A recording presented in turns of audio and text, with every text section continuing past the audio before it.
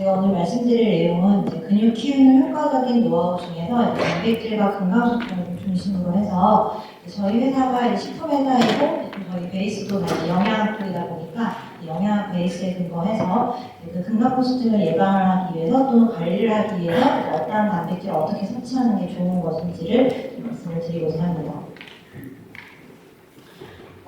앞선 연자분들도 많이 말씀을 해주셨는데 2026년 대한민국이 초고령 사회 진입을 예상하면서 의료비도 최대 20배까지 증가한다 하고 그래서 이제 많은 정부에서나 이제 기업, 공공기관, 이제 의료진 그 외에도 이제 학계 교수님들께서 이제 그 의료비 증가를 좀 감소시키는 방안들을 이제 많이 마련을 하고 있는데요. 이제 그 노인이 되다 보니까 이제 아무래도 이제 다양한 질병들이 이제 발생하게 되고 이제 그러다 보니 이제 만성질환 3개 이상 보유한 노인을 조사해봤을 때도 거의 우리나라의 노인의 한 50% 정도가 이런 만성질환들을 이제 보유를 하고 있었는데요. 사실은 이런 만성질환들은 이제 이상지질 혈증이라든지 당뇨병이라든지 심혈관 질환까지 가는 다양한 부분들을 얘기를 하는데 이제 이러한 만성질환의 유병률이 2008년 대비 2020년에는 거의 한 2배나 이제 아니면 한 10% 정도씩은 이제 다 증가하는 것을 보였습니다. 사실 이제 이러한 부분들을 이제 아무래도 이제 우리 나이가 들어가면서 이제 노화가 되고 근육이 감소되다 보니까 이제 그 체내에 있는 근육이 감소되면서 이제 지방들이 오히려 더 증가하게 되고 그런 것들이 이런 질환의 원인이 되는 것이고 이제 이런 만성 질환들은 초기에 심혈관 질환이나 이제 근감소증으로 인한 치매까지도 이제 발생한다는 그런 연구 결과들이 많이 나오고 있습니다. 그러면 이제 저렇게 근감소를 예방을 하고 이제 만성질환도 이제 당연히 예방을 하고 이제 관리를 하기 위해서는 어떠한 영양 관리가 필요할지를 좀 살펴보면 일단은 나이가 들다 보면 이제 먹기 어려운 상태가 이제 저희 구강 안에서 이제 벌어지게 되는데 최근에는 임플란트도 이제 많이 하고 이제 이렇게 하면서 나는 치아가 건강해라고 하는 노인분들도 많으실 수 있겠지만 사실은 치아뿐만 아니고 턱의 근육도 이제 저하가 되고 입안에 있는 타액, 침 분비도 감소가 되고 혀의 기능도 이제 저하가 되고 이제 이 삼키는 목구멍에 있는 근육까지 좀 저하가 되기 때문에 실질상 음식이 우리 입안으로 들어갔을 때는 씹어서 으깰 수 없는 부분들도 있지만 이제 침이 감소하면서 모아서 미끄러뜨릴 수도 없고 그리고 이제 목구멍 안으로 이제 보낼 수도 없어서 나이가 되면 자연스럽게 이제 저영양 상태가 오는 경우들이 이제 많이 발생을 합니다. 그래서 이러한 저영양은 보통 단백질이나 이제 에너지의 그런 불충분한 섭취로 인해서 이제 많이 발생하고 또한 이제 미량 영양소 결핍으로도 이제 많이 나타나는데 이렇게 저영양이 되다 보면 다 자연스럽게 체중이 감소하고 그래서 근감소증이 오고 기초대사 저하가 되고 이렇게 되면 또 에너지 소비량이 감소하고 그리고 다시 식욕 저하가 와서 이게 계속 악순환이 되다 보니까 이제 자연스럽게 이제 근감소증에 대한 그런 예방과 관련된 부분들이 이제 많이 얘기가 나오고 있습니다. 그러면 이렇게 저영양을 저희가 좀 예방을 하기 위해서 아까 제가 이제 에너지, 단백질, 미량 영양소들 다양한 부분들을 얘기했는데 특히 단백질과 관련된 부분에 있어서는 감소된 움직임이라든지 근만성 질환이라든지 아니면 미각이 이제 좀 더 감소한다던가 혼자 이제 살 수 있는 그런 독거노인들이 이제 많이 증가한다던가 그리고 구강 기능이 이제 앞서 말씀드린 바와 같이 많이 저하되면서 다른 영양소 대비 이제 단백질 섭취가 조금 더 저하될 수밖에 없는 상황이 됩니다. 이제 그러면 이 단백질이란 게 도대체 뭐길래 이제 어르신들이 이제 이거를 잘 섭취해야 되는지를 보면 사실은 단백질은 다들 아시다시피 기본적인 기능은 뼈와 근육의 대부분을 구성을 하는 거고요. 하지만 이 외에도 생명활동을 조절하고 항상성을 유지하고 그리고 생화학 반응 속도를 증가시키는 촉매 역할도 하고 질병 방어라든지 산소 및 영양소 운반, 수분 및 산염계 평형 유지로 부종 방지도 하고 그리고 이제 에너지도 이제 낼 수가 있고요. 그래서 이런 다양한 기능들을 하고 있는 부분들이 이제 단백질이기 때문에 그런 단백질들을 사실 섭취하기 위한 여러 가지 영양학적인 부분에서도 많은 가이드들이 나오고 있습니다. 그래서 이제 단백질 섭취 권장량을 보면 우리나라에서는 5년마다 영양소 섭취 기준이라고 해서 다양한 영양소들의 섭취 기준을 마련을 하고 있는데요. 저희가 2015년 이후에 2020년의 영양소 섭취 기준을 보면 15년 대비 이제 남성과 여성에서 이제 보시면 평균 필요량이라든지 권장 섭취량이 다 상향 조정된 것을 볼 수가 있습니다. 원래 영양소 섭취 기준은 만성 질환을 예방하기 위해서 이제 그런 기준들을 마련을 하는 것인데, 사실 이제 최근에는 근감소와 관련된 부분들도 다 단백질과 관련이 되어 있어서 이런 부분들을 좀 반영해서 방향 조정이 되었고요. 그래서 이제 그런 것들을 따져서 이제 섭취 권장량을 보면, 일단 65세 이상에서 만성 질환을 예방을 위해서는 저희가 보통 0.9g 이상 이제 권장 섭취량으로 정해져 있고요. 그리고 근육 건강을 위해서는 대한노인병학회에서는 이제 1.0g 이상, 그리고 국외에서도 이제 약 건강한 노인들은 1.0에서 1.2g 정도 사이에는 섭취를 하라고 이렇게 얘기를 하고 있습니다.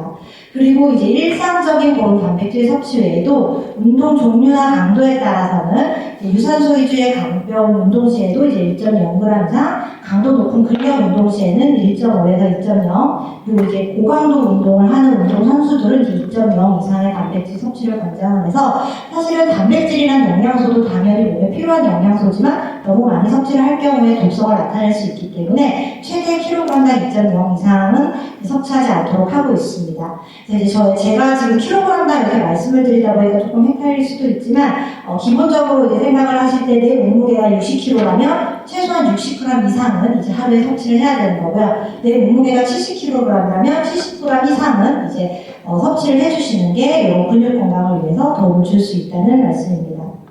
이러한 양도 중요하지만 사실은 더 중요한 게 어떻게 보면 질인데요. 이 단백질의 품질이라는 거는 단백질은 20가지의 아미노산으로 구성이 되어 있고, 그 중에서 9가지의 필수 아미노산이 식품으로부터 섭취가 되어야 되는 아미노산인데, 그러한 필수 아미노산이 얼마나 잘 들어있느냐에 따라서 이제 그런 단백질 품질이 결정이 됩니다. 그래서 이런 단백질의 영양가나 품질은 이제 가변적으로 변화가 될 수가 있고요. 그래서 이제 아미노산 조성이나 필수 아미노산의 비율, 소화 중에 가수분해도에 대한 민감도, 순도 및 열처리와 같은 가공 기술에 따라서 이런 품질들은 많이 이제 변화되고 있기 때문에, 사실 단백질의 영양학적 가치를 평가하기 위해서 이제 그런 WHO나 FAO에서는 아미노산 스코어라든지 아니면 피디카스라든지 다이아스 같은 이제 그런 평가 점수를 이제 얘기를 하고 있습니다. 이제 그런 평가 점수를 좀 말씀드리기 전에 하나 더 말씀을 드리면, 단백질의 퀄리티와 관련된 부분에 있어서 이제 단백질의 종류를 먼저 이제 좀 볼 수가 있는데요. 단백질의 종류는 완전 단백질과 부분 불완전, 불완전 단백질로 나눌 수가 있고요. 여기에서 이제 완전 단백질은 아까 말씀드린 식품으로부터 섭취해야 되는 9가지의 필수 아미노산 조성이 체내 단백질 합성에 적합한 비율로 잘 조성되어 있는 것들을 저희가 완전 단백질이라고 하고요. 이러한 단백질들은 양질의 단백질이라고 저희가 보통 얘기를 합니다. 하지만 부분 불완전 단백질은 성장을 돕지 못하거나 생명을 유지시킬 수 있는 단백질이고, 필수 아미노산 중에 몇 종류의 양이 충분하지 못한, 다 들어있긴 하지만 양이 부족한 부분들을 얘기하는 거고요. 불완전 단백질은 이제 9가지 필수 섭취해야 되는 필수 아미노산 중에서 1가지 이상의 필수 아미노산이 부족한 경우를 저희가 그렇게 말씀을 드립니다. 그래서 보통 저희가 단백질의 질로만 이제 따졌을 때는 동물성 식품으로 섭취할 수 있는 그런 동물성 단백질을 완전 단백질이라고 많이 말을 하고요. 그리고 이제 그런 마이오신이나 메티오닌처럼 하나의 필수 아미노산 부족한 그런 단백질들을 저희가 보통 다 식물성 단백질이라고 이제 얘기를 하는데,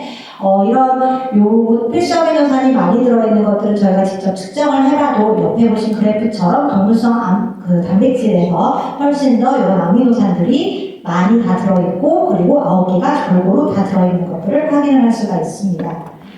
그래서 그러면은 아까 말씀드렸던 이제 단백질의 질을 평가하는 방법 중에 아미노산 스코어를 이제 말씀을 드리는데요. 이제 제가 앞서 말씀드린 바와 같이 이제 이런 부분들은 완전 단백질에 이제 포함되는 부분들이고, 이거는 식품에 존재하는 아미노산의 비율로 이제 결정을 하는데,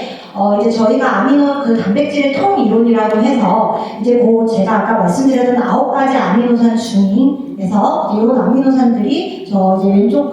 부분과 같이 골고루 다 들어있을 때는 이 아미노산들이 각자의 역할을 잘 할 수 있기 때문에, 저 옆에 통의 그림과 동일하게 이제 채소에 들어있는 그런 아미노산이 많으면 많을수록 그 기능을 이제 잘 하는 거고요. 그리고 이제 내가 아무리 다른 아미노산들을 많이 먹어도 이제 그 아미노산 중에 딱 1가지 필요하지만 그렇게 많이 부족을 해도 그 부족한 아미노산 정도밖에 는 기능을 이제 할 수가 없기 때문에 저희가 이 아미노산가는 아미노산 통 이론이라고도 이제 말씀을 드리고 이제 그런 것들을 점수가 높을수록 이제 아미노산이 골고루 잘 들어있다고 이제 얘기를 하고 있습니다. 그러다 보니까 저희가 이제 일반적으로 동물성 단백질과 식물성 단백질을 비교를 했을 때 동물성 단백질에서 이런 아미노산 스코어가 이제 높은 것들을 확인을 할 수 있었고 식물성 단백질 중에서는 이제 대두 단백질이 높은 것을 좀 확인을 할 수가 있었습니다. 그 다음에 나오는 점수들이 피디카스와 다이아스라고 해서 이 부분은 아무리 식품 내에 이런 아미노산이 많이 들어있어도 이게 사실은 우리가 먹었을 때 체내에서 소화 흡수가 잘 돼야 질이 좋은 단백질이라고 할 수 있기 때문에 이제 우리 신체 내로 들어왔을 때 소화율을 이제 고려해서 나온 점수가 이제 피디카스와 다이아스라는 거고요. 이제 피디카스는 이제 오래전부터 사용해왔던 그러니까 1990 거의 8년, 9년부터 이제 시작을 했었는데, 이제 요거는 저희가 배설물, 소화율 기준으로 이제 했었기 때문에 조금 더 정교화된 방법으로 나온 부분들이 이제 다이아스라는 이제 그런 점수 방법입니다. 그래서 이제 이 부분에 관련해서는 이제 75점 이하, 뭐 75에서 99, 100 이상으로 이제 또 구분을 해서 단백질의 퀄리티를 나타내는 그런 방법을 이제 활용을 합니다.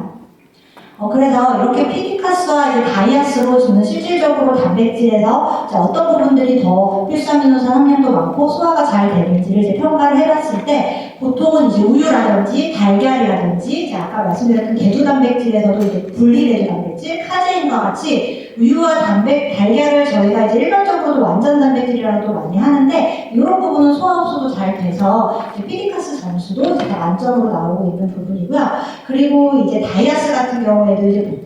보면 이제 우유와 관련된 이제 그런 원료에서 나온 단백질들이 식물성 단백질들보다도 더 높게 이제 이렇게 나와 있습니다. 그래서 사실은 저희가 이제 어떤 단백질을 섭취를 할 때는 식물성 식품, 동물성 식품 다 골고루 드셔주는 것도 좋지만 약간 나이가 들거나 환자라든지 아니면 전반적으로 이제 저영양으로 그런 섭취가 좀 어려우신 분들한테는 이제 이렇게 그래도 단백질의 질이 좀 더 좋은 그런 동물성 단백질을 섭취를 하는 게 조금 더 근 감소 예방에 도움을 받을 수가 있습니다. 그리고 또 하나 이제 얘기를 하는 게 단백질의 소화흡수 시간인데요. 이런 단백질의 소화흡수 시간은 사실은 원료라든지 식품의 재료별로 정말 소화흡수가 빠른 경우도 있고 이제 늦은 경우도 있는데 이거는 소화흡수가 빠르다고 해서 좋은 단백질이고 느리다고 해서 나쁜 단백질은 아니고요. 사실은 일상적으로 우리가 단백질을 섭취를 할 때 단백질의 제일 주요 기능은 근육과 이제 뼈의 구성 성분이긴 하지만 그 외에도 면역이라든지 이런 부분에 다 작용을 하고 있기 때문에 실질적으로는 우리 체내에 단백질이 꾸준히 있는 게 이제 중요하기 때문에 내가 만약에 어떤 질병에 걸렸다거나 아니면 운동을 해서 이제 근육이 급격하게 분해됐을 때는 빠르게 흡수되는 단백질을 섭취를 해주는 게 좀 더 도움이 될 수 있겠지만 일상적으로 그런 단백질의 어떠한 기능들을 저희가 발휘하기 위해서는 이런 단백질 섭취 시간이나 그러니까 소화 흡수 시간이 길어서 지속적으로 우리 몸에 있는 그런 단백질을 섭취를 해주시는 게 좋기 때문에 사실은 이런 소화 흡수 시간은 그 이제 개개인의 어떤 건강 상태라든지 생활 습관이라든지 이제 이런 부분 그리고 일반 식사로 이제 어떻게 단백질을 섭취하는지에 따라서 이제 고려를 해주면 좋을 것 같습니다. 그래서 이제 저희가 몇 가지 이제 연구 결과들을 좀 살펴보면 정말로 근감소 예방에 도움이 되는 단백질의 근원이 이제 뭐 동물성이냐 식물성이냐 아니면 동물성과 식물성이 합쳐진 거냐 이제 많은 얘기들이 나오고 있는데요. 그 중에서 이제 저희가 우리나라의 그 노인들을 대상으로 해서 2014년에서 2018년까지 진행했던 국민영양조사 그 결과를 저희가 분석을 해봤을 경우에 일반적으로 우리나라의 어르신들은 단백질의 근원이 대부분이 다 곡류, 그러니까 이제 닭이라든지 아니면 야채 이제 이런 데서 오는 단백질들을 많이 섭취를 해주시고 계셨고요. 근데 이제 보시면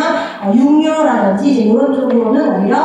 그런 단백질의 섭취가 조금 적었었습니다. 하지만 그런 이제 식품에서 BCAA라고 해서 이제 그 근육에 도움이 되는 이제 그 아미노산을 분석을 해봤을 때는 육류라든지 이제 그 외의 제품에서 그런 그 BCAA 함량이 이제 높았었고요. 그리고 이제 맨 오른쪽으로 이제 보시면 거기 이제 표에도 나왔듯이 곡류로 섭취한 그런 그러니까 한마디로 말씀드려서 곡류나 이제 식물성에서 섭취한 그런 단백질보다는 동물성 단백질을 섭취한 그룹에서 조금 더 악력과의 상관관계가 높게 나타나서 이제 그런 동물성 단백질이 이제 조금 더 근감소 예방에 이제 도움을 줄 수 있다라는 결과를 이제 발표를 했었고요. 이제 또 하나는 이제 외국에서 진행을 한 연구 결과인데요. 이 부분에서도 이제 건강한 어르신들 한 70에서 79세 되시는 분들의 이제 그런 식습관들과 이제 이런 것들을 파악을 했을 때 근육 양의 증가에 도움을 주는 거는 이제 애니멀 프로테인이라고 해서 이제 그 동물성 단백질이 조금 더 도움을 준다는 그런 연구 결과들도 이제 발표가 되었었습니다. 그래서 이제 저희가 한번 그러면 그 단백질 원에 따라서 정말로 이제 체내에 얼마만큼 어떤 것들이 더 잘 흡수가 되고 이제 어떤 것들이 근육 합성에 도움이 되는지를 살펴본 그런 논문들이 있어서 이제 한번 보면 저희가 일반 식사로 이제 섭취할 수 있는 것들이 동물성과 식물성으로 나눌 수 있다면 사실은 최근에 많이 나오는 보충식품들 같은 경우에는 대부분이 다 우유 단백질의 근원이라든지 대두 단백질의 근원이어서 이제 여기에 나와 있는 결과들은 우유 단백질 중에서도 유청 단백질과 이제 카제인 단백질 그리고 이제 대두 단백질로 이제 나눠가지고 한번 체내에 이제 있는 필수 아미노산의 이제 그 함량들을 봤을 때 유청 단백질이 보시면 조금 더 빠르게 이제 흡수가 되고 카제인 단백질이나 소이 단백질들은 흡수 속도는 느리지만 이제 체내에서 지속되어 있는 것이 이제 오래 유지되는 것을 이제 보실 수가 있을 겁니다. 그래서 이런 것들은 이제 아까 제가 말씀드렸던 단백질의 소화 흡수 시간과 조금 관련이 되는 이제 그런 그래프들인데 그러다 보니까 흡수율과 지속률이 이렇게 다른 단백원들이 이제 있다라는 거고요. 그리고 이제 실질적으로 아까 말씀드린 그 세 가지 단백원에 대해서 근육 합성률을 봤었을 때도 이제 유청과 이제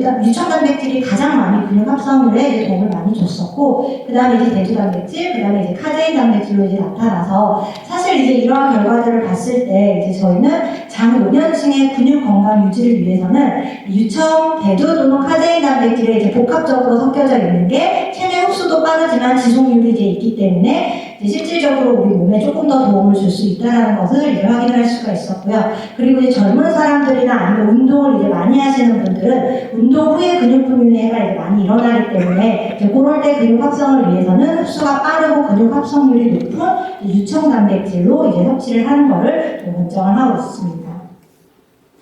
저희가 이제 보통 많은 분들한테 이제 얘기를 할 때 일반적으로 식사에서 그냥 충분히 다 단백질을 섭취할 수 있지 않을까요? 라는 말을 이제 많이 듣긴 하는데 저희가 사실 그렇게 한번 봤을 때 우리나라에서 권장하는 영양소 섭취 기준에서 이제 권장하는 단백질 섭취량 0.9g 이상도 이제 여기 그 식단에서 보면 사실 이렇게 잘 챙겨 드시는 분들도 이제 많지는 않으실 거예요. 근데 이제 일반적으로 우리가 여성 65세 이상의 에너지 약 1600kcal 그리고 이제 단백질 약 한 50에서 60g을 섭취하기 위해서 저희가 이제 아침에는 뭐 쌀밥, 달걀국, 멸치, 뭐 애호박, 깍두기 이제 이런 반찬으로 간단하게 드시고 그리고 이제 점심에도 보리밥, 팽이버섯, 소불고기, 콩나물무침, 오이소고기 이제 저녁에도 갈치구이, 화리고추 볶음, 뭐 배추 겉절이, 양배추 샐러드, 떡국에도 소고기가 들어가죠. 그래서 이렇게 삼시세끼 다 어떤 단백질이 들어있는 그런 식품들을 저희가 식사로 먹고 거기에다가 이제 간식까지 먹는다고 해도 실질적으로는 단백질을 섭취할 수 있는 그런 양은 약 43g 정도밖에 되지 않아서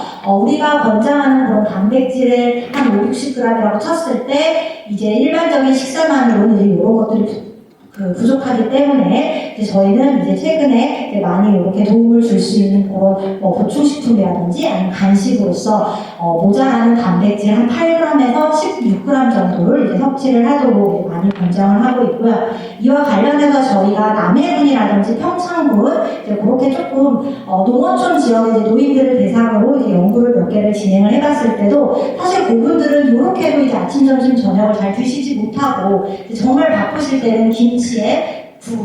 물에 밥을 말아서만 이제 드시기 때문에 어떻게 보면 단백질 섭취가 정말 부족하신 분들인데 그분들한테 이제 그 지역에 있는 보건소들과 같이 이제 그렇게 식사를 꾸준히 하고 영양교육시키고 질병관리하고 주삼회 운동시키고 이렇게 6개월을 진행을 했을 때 그 어르신들이 근기능이라든지 이제 근력이라든지 이제 이런 것들이 조금 증가하는 것도 저희가 확인을 할 수가 있었습니다. 그래서 이제 그 말은 지금 뭐냐면 이렇게 일반 식사에 플러스 조금만 영양 보충을 이제 단백질의 보충 제품을 이용해서 해줘도 그만큼 이제 근감소 예방에 도움을 줄 수 있다는 것입니다.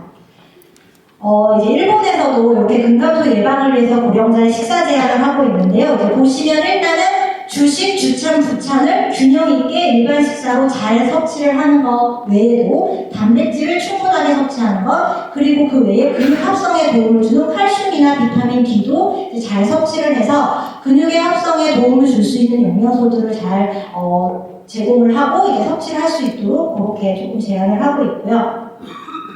이제 마지막인데요. 사실 이제 저희가 뭐 단백질 하다 보니까 이제 뭐 꼭 단백질이 정말 중요하고 이제 그럼 어떤 단백질을 먹어야 되라는 이제 말씀들이 많이 나와 있습니다. 왜냐면 저희가 사실 2018년에 이제 이런 단백질에 대한 중요성, 사실은 원래 중요했지만 이제 그런 것들이 사회적인 여러 가지 이슈들을 통해서 이제 조금 더 많이 이제 나오다 보니까 이제 그런 기업에서도 이런 단백질 제품들을 많이 만들고 있는데 그런 단백질 제품들은 일반 식품일 수도 있고 건강기능식품일 수도 있고 의약품일 수도 있고 특수유용도식품. 의약품까지는 사실 저희가 이제 관여할 건 아니고 특수유용도식품, 메디푸드, 식품 건강기능식품까지 이제 식품 쪽에서 다 커버를 하고 있는데요. 너무 이제 많은 제품들이 쏟아져 나오고 있고 그럼 나는 도대체 어떤 제품을 잘 일반 식사에다가 반영을 해서 먹으면 이제 근감소 예방에 도움을 받을 수 있을까라고 봤을 때 일단은 내 나이가 어느 정도 이제 수준의 나이인지 젊은 사람인지 중장년층인지 노인들인지 나의 식습관은 일반적으로 내가 식사를 할 때 곡류나 야채 위주의 식사를 하는지 아니면